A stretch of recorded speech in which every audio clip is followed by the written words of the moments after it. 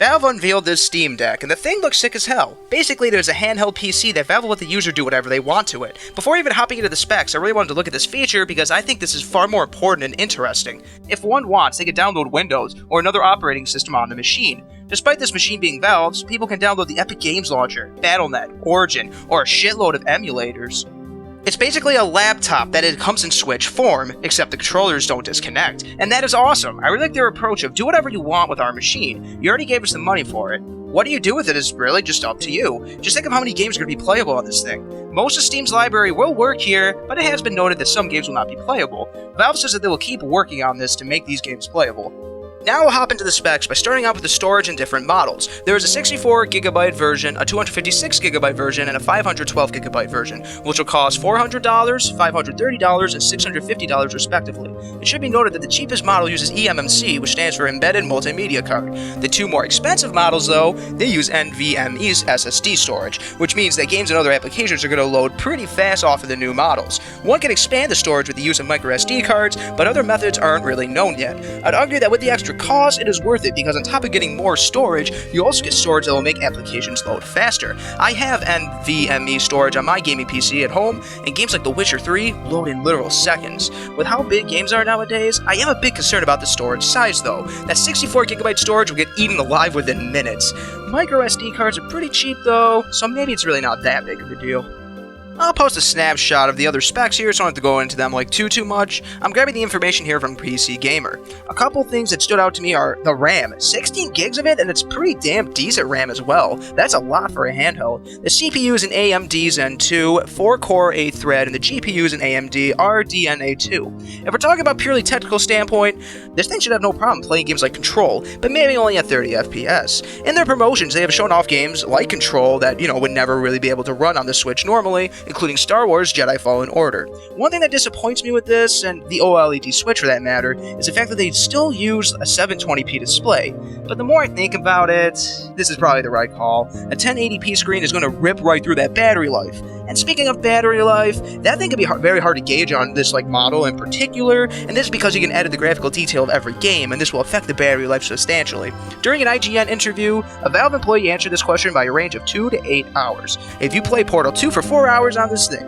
If you limit it to 30 FPS though, you're going to be playing for 5 to 6 hours. Portal 2 is a game though that was released back in 2011. It isn't that graphically intensive, but it should be noted too that maybe this won't be that big of an issue because the Switch really only lasts a few hours while playing its more demanding games too, like Breath of the Wild. So with all that being said, I didn't want to bite the bullet just yet. I skipped out on pre-ordering, which I heard was a damn nightmare and scalpers are already being douchebags. Part of me wants to see reviews first and see if Valve is going to support its hardware. When Valve makes cool hardware, it's pretty cool and can arguably be a game changer. Like the Valve Index is pretty sweet, and many call it the best VR headset out there. But at the same time though, do you remember the Steam machine? Remember the Steam controller and the Steam Link? Valve seems to have a hit or miss quality to them when it comes to hardware. It is true that the Steam machine was kind of unfocused and really just felt like another video game console. At least with the Steam Deck, there is a very viable niche here. Some people may think that a laptop is just a bit too bulky, but they want a PC on the go. Also, the dock is sold separately. I'd probably just use my PC at home though, but that 512GB model is pretty pricey, so it would have been nice if the dock would have been included, but I guess they're probably selling these things at a decent loss right now. Gabe Newell himself said that finding the price for these was painful, but critical. I really want to talk about the versatility of this thing a bit more. It is just such an amazing idea. Valve isn't necessarily the first company to do something like this. There have been machines out there that didn't exactly set the world on fire that had similar concepts. But Valve has a good reputation and history to maybe make this work. My favorite game of all time is Heroes of Might and Magic 3. I play it with a mod called Horn of the Abyss combined with the HD mod. These mods make the game run like a complete dream, and now the Steam Deck may have given me a way to run this portably. My favorite game of all time being portable? That may be worth the price of admission alone. Ubisoft released Heroes of Might and Magic 3 HD on smartphones, but that was a pile of shit. Many people that are looking into this have a Steam account, of course, so it's cool that this thing has a gigantic library right out of the box. The whole argument when a new device like this comes out is there's nothing to play on it. That excuse goes right out the goddamn window on day one. I'm not the most avid Steam collector, but I still have like 200 games on my Steam account. Even games that are on Switch, like Skyrim, The Witcher 3, Doom Eternal, and Hades, these will run much better on the Steam Deck than on the Switch, as well as having mod support.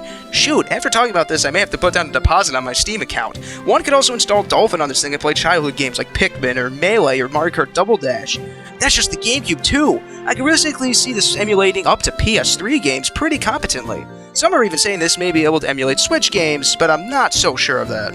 I'm genuinely excited for this machine now. It's an incredible idea that has near limitless potential. It'll probably turn off the utmost elite PC gamers by having a 720p, 60Hz LED screen, but this definitely has me excited. I'm definitely going to keep my eye on this, but I also need to remember this is amazing in concept. As much as I just want to buy into the hype and put down a deposit right now, I really should hold out to see if issues arise and, just wait for reviews. Like, who knows if installing Windows on this thing will end up being a huge headache as the machine launches using the Linux-based Steam OS. Who knows what compatibility issues will pop up trying to download all of these programs, applications, and launchers. Who knows what percentage of Steam's catalog won't work here, and if those are games that interest me.